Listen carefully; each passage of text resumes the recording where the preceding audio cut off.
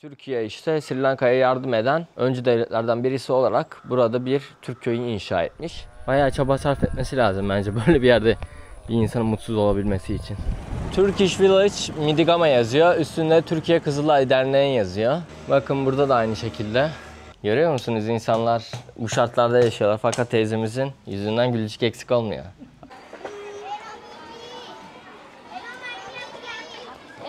Derslikleri falan gösterin. Bakın Sri Lanka'da okullar ne şekilde. Mr. Tekin Küçük Ali yazıyor. Bakın burada da aynı şekilde Türk bayrağı. Ne bu abi dedim. Kokusu da güzel geliyor falan dedim. Bir baktım tarçın. Bakın burada kurutuyorlar tarçınları. Bir Türk'ün dünyanın herhangi bir yerine gittiğinde sıkıntı yaşaması biraz zor.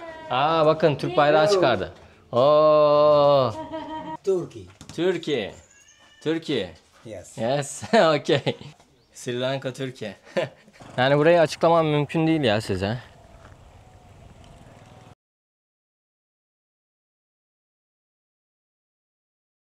Sri Lanka'nın güney sahillerinden günaydın dostlarım. Bugün Sri Lanka'da özel bir yeri ziyaret edeceğiz. 2004 senesinde Hint Okyanusu açıklarında meydana gelen 9.1 büyüklüğündeki bir depremden dolayı bir tsunami oluşmuştu. Sri Lanka'da bu tsunami'den ağır etkilenen ülkelerden bir tanesiydi. Daha sonradan Türkiye işte Sri Lanka'ya yardım eden öncü devletlerden birisi olarak burada bir Türk köyü inşa etmiş. Şimdi benim kaldığım yere yaklaşık 5 kilometre uzaklıkta bulunuyor bu köy. Ben de bugünümü bu köye ziyaret için ayırdım. Birazdan yola çıkacağım. Bu köyü beraber ziyaret edeceğiz. Yaklaşık işte 21 yıl sonra işte depremden etkilenen, bu tsunami'den etkilenen yer nasıl, ne durumda? İnsanlar nasıl yaşıyor, ne koşullarda yaşıyor? Yani Türkiye neler yapmış? Bunlarla alakalı hem bilgi alacağız hem de işte oradaki yerel yaşamı deneyimlemiş olacağız.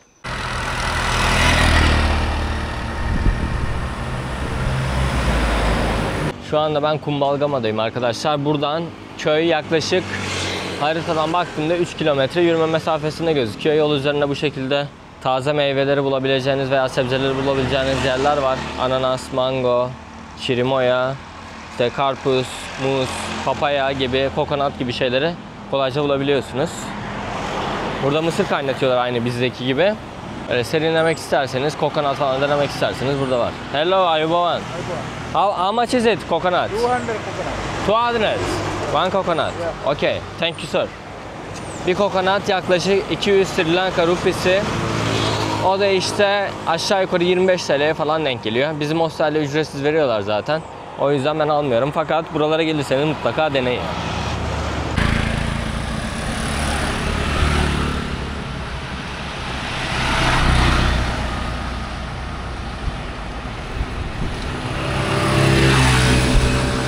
Hayvan. Yol üzerine giderken bakın böyle el iş ürünlere denk geldim de bir göstereyim dedim size. Burada işte kullanılan su şeyleri, sebilleri, diğer doğal şeyler, hasırdan yapılmış tahta kaşıklar, aksesuarlar, böyle yan yana sıralanmış hepsi. Ayubovan.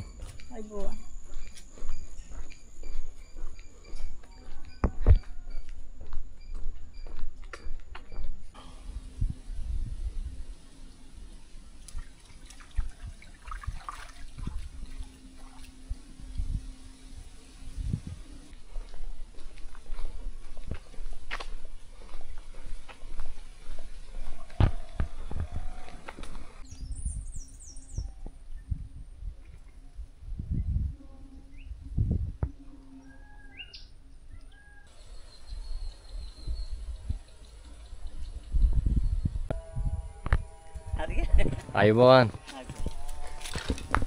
Bakın teyzemiz odunlarını kesmiş, taşıyor. Görüyor musunuz ülke ne kadar yeşil ya? Yani gerçekten bütün ülke yemyeşil diyebilirim. Bu da insanı mutlu ediyor açıkçası. Daracık yollardan yürüye yürüye ilerliyorum. Etrafı seyrediyorum. Ya böyle bir yerde mutsuz olmak herhalde zor bir şey ya. Bayağı çaba sarf etmesi lazım bence böyle bir yerde Bir insanın mutsuz olabilmesi için. Bakın böyle aralarda yol açmışlar. Böyle gidiyor sıralı. İleride insanlar var. Köye az kaldı.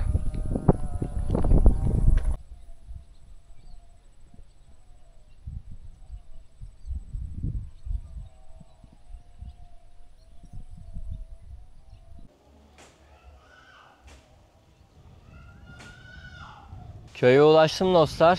Şimdi biraz içeriye doğru ilerliyorum. Bakalım ne tür şeyler var köyde, nasıl yaşıyor insanlar, neler yapılmış beraber gözlemleyelim.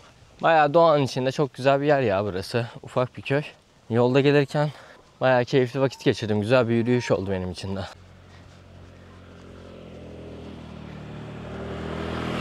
Ayboğan. Turkish village. Here. Turkish village. Okay. Ayboğan.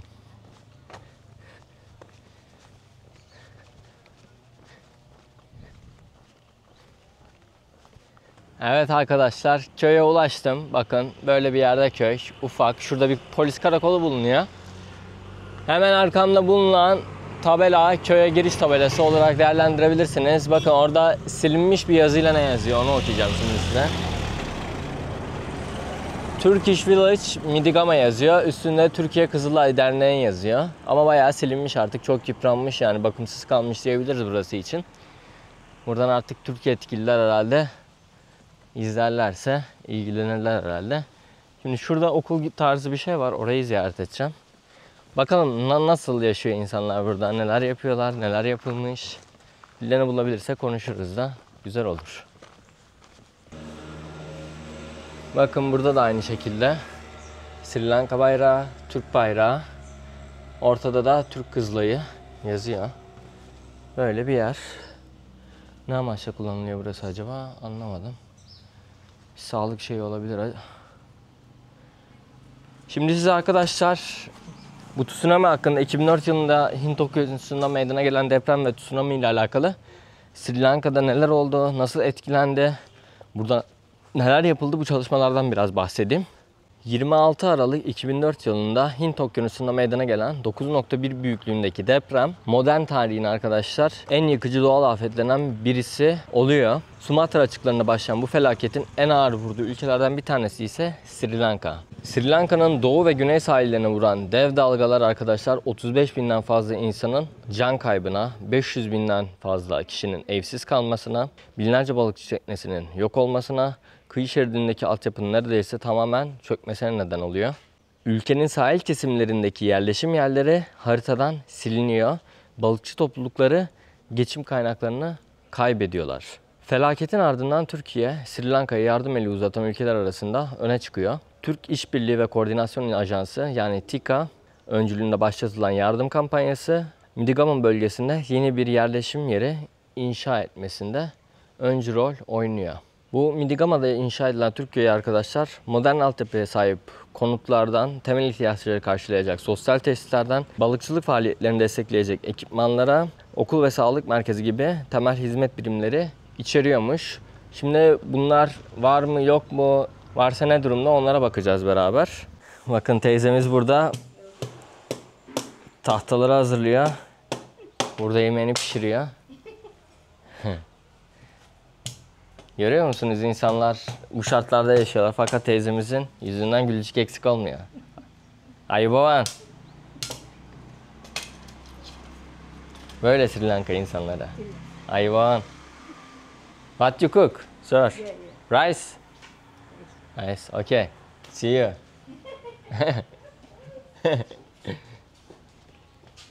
Bu az önce ziyaret ettiğimiz yer arkadaşlar sağlık merkeziymiş fakat bugün kapalıymış. Şimdi bir ufak bilgi aldım. Okul varmış burada. Okula doğru gidiyorum.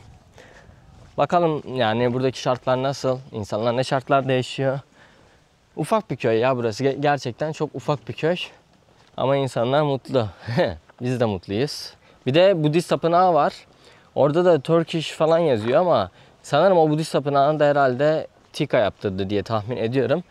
Okuldan sonra bir de oraya bakarız beraber. Bir de işte birilerini bulursak sohbet ederiz. Arkadaşlar şimdi okula geldim de bir tane. Burada bakın çocuklar oynaşıyorlar. Hi. How are you? How are Fine. Good. School, yeah? School. Pasala. There is only one school here. There is only one school.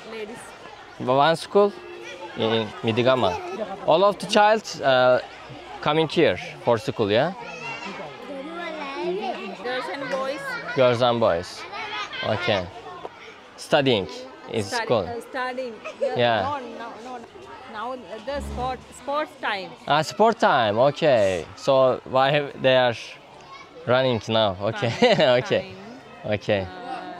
You are Long teacher. jump. No, I am the principal. Principal. Ah, okay. Principal of school. Yes. Okay. Okay. How are you guys? Fine. What's your name? Duindu. Kuvindu. You? Nisini. Avea. Tine. Okay. Miminde. Nominde. Nominde.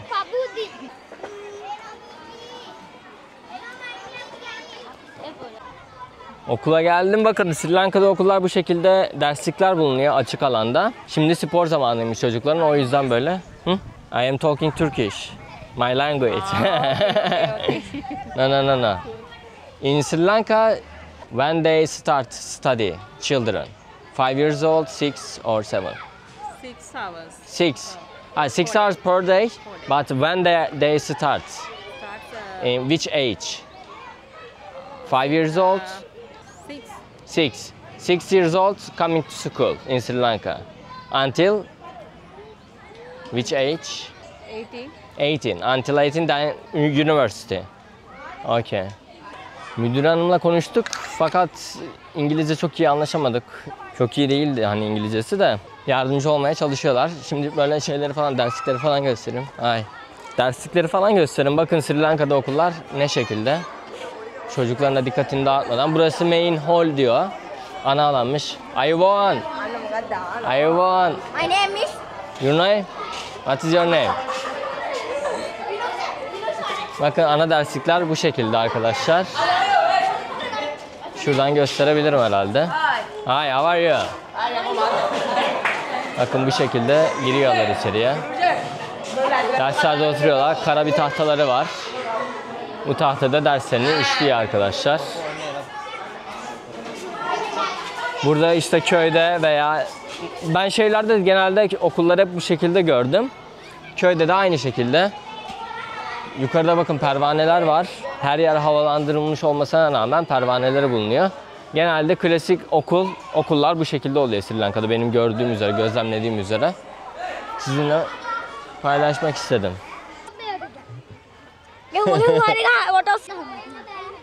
Çocuklarla fotoğraf alıyoruz. Now free time. Free time? Oh yeah. Yeah? Free time. Okay. For lunch time. Lunch time. No? Finish. Sport time. Okay. What's your name? Nama. Denura.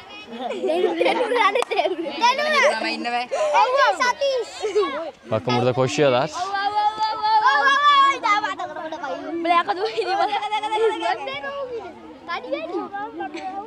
Şimdi müdür hanım geldi. Okulda 14 Şubat'ta bir etkinlik yapılacakmış. Bir spor etkinliği. Şöyle bir tane işte imzalı bir tane kağıt var. Burada yapılacak işte madalyalarla alakalı veya diğer şeylerle ilgili bir bütçe çıkarmışlar. Destek bekliyorlar.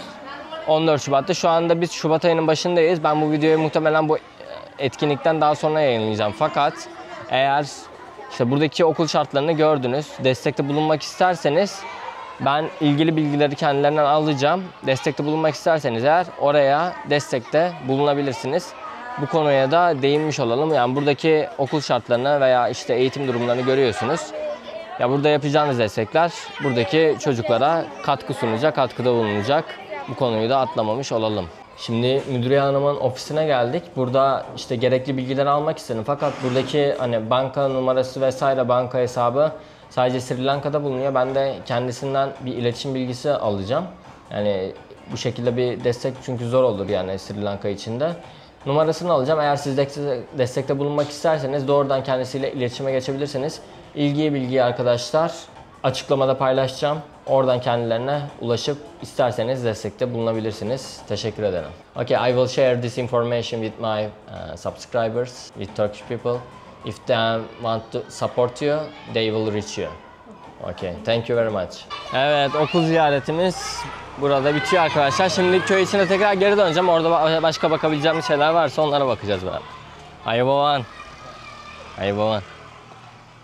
Biraz da köyü gezelim. Bakalım farklı bir şeyler var mı? Onları ziyaret edelim. Ya bu tür yerlere girince işte iletişimde bazen sıkıntı oluyor. Hani çok fazla... Benim de İngilizcem çok iyi değil ama genelde insanlarla iletişim kurabiliyorum. Buradaki insanların İngilizcesi biraz daha zayıf. Köy yeri olduğu için. Ben müdür hanımla konuştum. Şey dedim işte İngilizce ders alıyor mu çocuklar? Sadece Sinhali dilinde eğitim alıyorlarmış. Ve burası bir Budist okulu arkadaşlar. Çünkü dikkatimi çekti. İçeride işte tapınak vardı. Öğretmenlerin giyiminden vesaire de işte sormak istedim. Bir Budist okuluymuş. Şimdi bir tane Budist tapınağı var hatta köyde. Oraya beraber ziyaret edelim bir de bakalım. Sonra da ayrılırız artık yavaştan.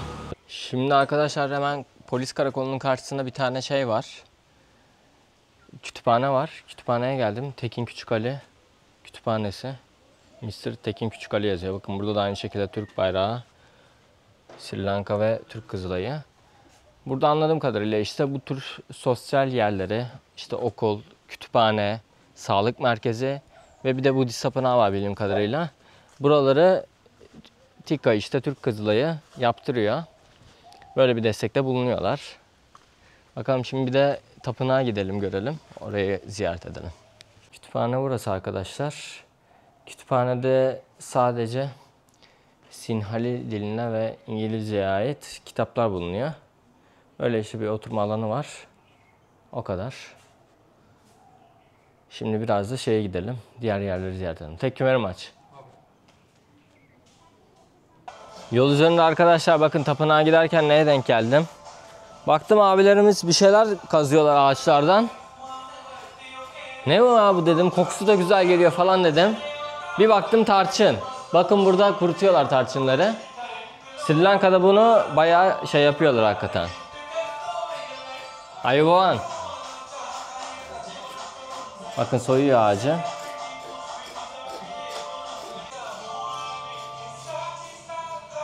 Bakın abimiz tarçınları çıkartıyor bu şekilde.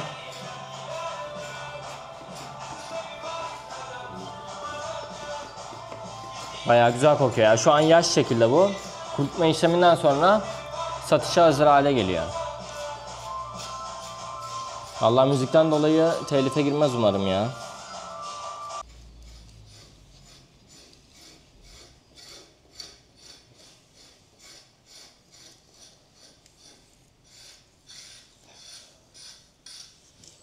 Abimiz bu şekilde çıkartıyor bakın. Oh. Bakın çıktı burada. Çok güzel kokuyor ya. Harika kokuyor. Bakın şurada getirmişler hepsini. Abimiz soya soya gidiyor hepsini. Sonradan da bu şekilde kurutma işlemine sokuyorlar. Sonra da güneşe seriyorlar. Dışarıda kuruduktan sonra artık kullanıma hazır hale geliyor diye tahmin ediyorum. Allah bunun da yerini görmek çok güzel oldu. Sri Lanka tarçın bakımından gerçekten çok zengin bir ülke. Yani birçoğunu zaten ihraç ediyor bildiğim kadarıyla. Öyle yol üzerinde denk gelmesi çok güzel oldu benim için de.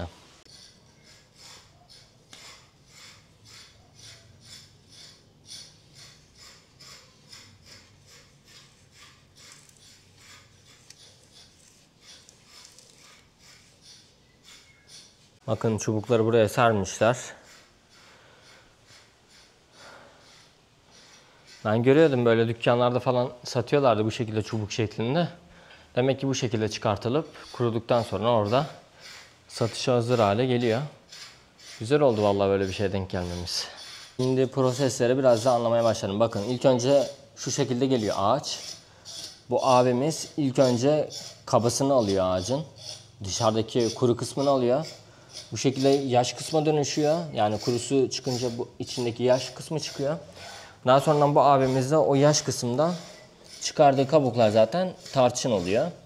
Prosesleri bu şekilde anlatabiliriz.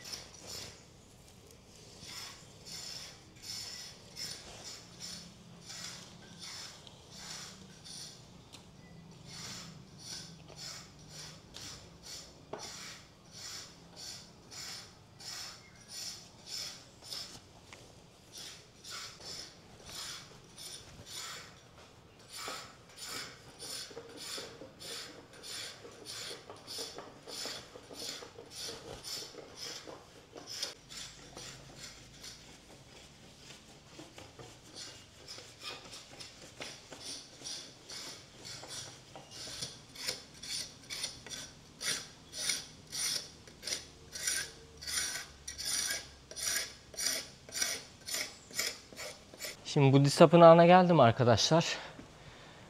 Hemen abilerin üzerine yer alıyor. Burada yalnız Shiva falan var ya. Budist tapınağında Shiva'nın ne alaka? Anlamadım. Böyle bir yer.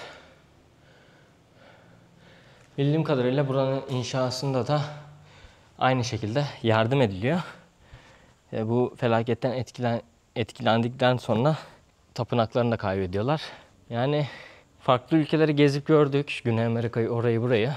Genelde Avrupa'dan gidenler, bu kolonizasyonla, zamanla işte coğrafi keşiflerle gidenler genelde işte Afrika'ya, Güney Amerika'ya veya diğer Asya ülkelerine gidenler biliyorsunuz genel olarak misyonerlikle kendi dillerini ve dinlerini yayıyorlar.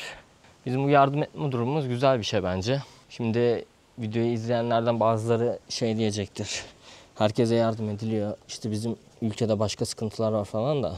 Yani bunlar biraz daha farklı konular. Ülkelerin birbiri arasında gelişecek dostluk veya farklı ilişkiler için önemli adımlar bence. Yani depremde bize de yardım eden birçok ülke oldu. Ülkelerin yani böyle barış içinde birbirlerine yardım etmesi bence güzel bir şey açıkçası. Ben bu tür durumları o yüzden destekliyorum. Bir Türk'ün dünyanın herhangi bir yerine gittiğinde sıkıntı yaşaması biraz zor. Aramızın kötü olduğu bazı ülkeler var tabii ki. Zaten aksi bir durum herhalde zor olur dünya üzerinde illaki. Aranızın kötü olduğu veya iyi olduğu ülkeler oluyor. Fakat ben Türk olarak bugüne kadar gezdiğim yerlerde pek kötü bir durumla karşılaşmadım, onu söyleyebilirim. Burada da bir stupa bulunuyor. Daha önceki videolarda Sri Lanka'da bulunan önemli tapınakları gezmiştik. Yani o yüzden burada ayrıyeten bazı şeylere değinmek istemiyorum. Eğer merak ediyorsanız o videolarıma bakabilirsiniz arkadaşlar. Özellikle Anuradhapura'yı ziyaret ettiğimde Sri Lanka'nın hem tarihi bakımdan hem de günümüzde hala önemini koruyan önemli şehirlerinden bir tanesiydi. Bu da muhtemelen kutsal ağaçlarından bir tanesi diye tahmin ediyorum. Böyle. Yani şu an artık öyle sıcağı. Yani yürümek bile zor oluyor bu sıcakta. Tropikal iklimde özellikle. O yüzden ben artık yavaştan dönüş yoluna geçeceğim arkadaşlar. Ya bir ülke düşünün. Her yer yemyeşil arkadaşlar. Göz alabildiğine her yer yemyeşil. Sri Lanka'yı böyle bir ülke olarak düşünebilirsiniz. Her yeri böyle Karadeniz gibi düşünebilirsiniz. Yani çok güzel bir ülke. Özellikle doğayı sevenler için harika bir yer. Okay. Turkey. How are you? Good? Good. Your house. Aa bakın Türk bayrağı çıkardı. Oo. Türkiye ha? Türkiye. Türk bayrağı çıkardı abimiz bakın. Okay. Bakın Sri Lankalı bir ailenin evi burası. Evde bu şekilde yaşıyorlar. Bu şekilde odaları var. Burada tapınakları bulunuyor. Evde ibadetlerini gerçekleştiriyorlar. Diru? Room. Three room. You are living together. Family. How many people living here? How many people living here in the house? 6, 7, 8? Yeah. How many? 40? 40 people. Yeah. 40 people living in this house. Now? Now. House? 20. 20. Okay. 20 people. 20 kişi yaşıyormuş arkadaşlar. 20. Yeah. 20 years. Yes. House. House? 20 years. Okay, after tsunami. After tsunami. 20 yıl oldu. 20 yıldan sonra işte buraya yerleşiyorlar. 2004. 2004. Coming 2007. 7 here. Yeah, Turkey coming. Turkey coming. Yeah. Support you. Yeah. Okay. Thank you, thank you. Okay, thank you. Ayubovan. You are happy now? Happy now. Happy. Okay. Thank you. Allah tam köyden çıkıyordum. Ayubovan. Tam köyden çıkıyordum. İyi denk geldi o ev. Baktım böyle sohbet ediyoruz falan. Nerelisin dediler. Sonra dedim işte Türk'üm falan. Ondan sonra işte muhabbet açıldı oradan. Evlerine davet ettiler sağ olsunlar. Güzel oldu ya. Ayrılmadan böyle bir şey yaşamam iyi oldu açıkçası. Sizle de paylaşmak istiyordum böyle bir şeyi. İnsanlar biliyor yapılanları. Güzel bir şey. Dostane ilişkiler kurmak ülkeler arasında. Güzel. Ayboğan. Yes, okay, I coming. School time with my baby. This my house. Hi. I coming. You are going? Kumbalgama. Umalgam area and what, 2 kilometers. Yeah. This is running. Yeah. I am walking. No problem. No, Turkish village. Turkey, yes. I am Turk. Turkey. Yeah, Turkey. Turkey country. Yeah. Hi, that's why this study. Study. 450. Study. Okay. 450 hours. Bakın burada ne var görüyor musunuz? Yes, Turkey. Turkey. Yes. Yes. Okay. I like and my country Sri Lanka, Turkey country I like. Friendship.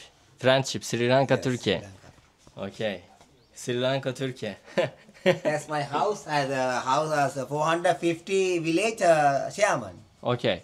400 house. 450 house. 450 house Yes. supported by Turkey. Yes, he 450. This all of them are Turkey village, yes. Turkey village. Water system. Water system. Water system. Turkey village. Turkey village, yes. Okay, this one. Okay. I like and country. Okay, thank you very much. Ayubovan. Hot. Sututi. Hot. Okay, thank you. Thank you very much. That's right. That's right. Age 20 age. 28. Yeah. This village. Village. After tsunami. 28. After Tsunami. After tsunami. 20. 28. Okay. Now it is good. This town, village. Village. I like Sri Lanka country and help Turkey country. Okay. Thank you very much. What is your name? Gayashan. Gayashan. Gayashan. Gayashan. Okay, nice to meet you. Baha. Turkey village country. Turkey village chairman. Okay, Chama. Hi my baby. Your baby. Okay. Okay. Thank you. Abimizin dediğini duydunuz arkadaşlar. 450 tane evin yapımında işte Türk Kızılayı, TİKA, Türkiye hükümeti. Bakın burada da var mesela. 43 numaralı ev. Türkiye. Okay. Ayubovan. Hi. Yeah. Okay. See you. Bye. Ben bunları görmemiştim mesela. Güzel oldu ya denk gelmesi. Köyden tam ayrılıyorduk. Güzel denk geldik valla. İyi oldu. İnsanlar da görüyorsunuz çok sıcaklar. Evet, zaten Sri Lanka insanı çok iyi ama hani bu köyün bizim de Sri Lanka ile aramızdaki dostane ilişkiden dolayı farklı bir önemi var. O yüzden ekstra bir ilgi gösteriyorlar. Güzel oldu burayı ziyaret etmek. İlk geldiğimde böyle biraz hani bir şey bulamamıştım. Biraz moralim bozulmuştu o yüzden. Ama sonra toparladık diye düşünüyorum. Keyifli bir gezi oldu buraya doğru. Bakın burada biber kurutmuşlar. Sri Lanka'nın o yemeklerinde kullanılan acı biberler hepsi. Okay. Ayubovan.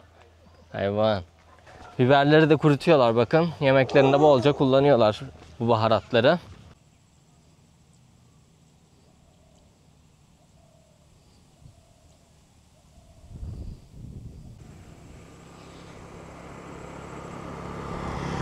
Evet, ben artık kaldığım yere yavaştan geri dönüyorum arkadaşlar. Yol üzerindeyim tekrardan. Bu harika manzaralardan geçiyorum. Bakın. Pirinç tarlalarının arasında harika bir manzara. Şiir gibi ya. Şiir gibi gerçekten burası. Yani burayı açıklamam mümkün değil ya size. Görüyor musunuz abi manzaraları ya? Yani Asya'da aslında birçok ülke bu şekilde fakat ben ilk defa böyle bir Asya ülkesine geldim, Güneydoğu Asya'da.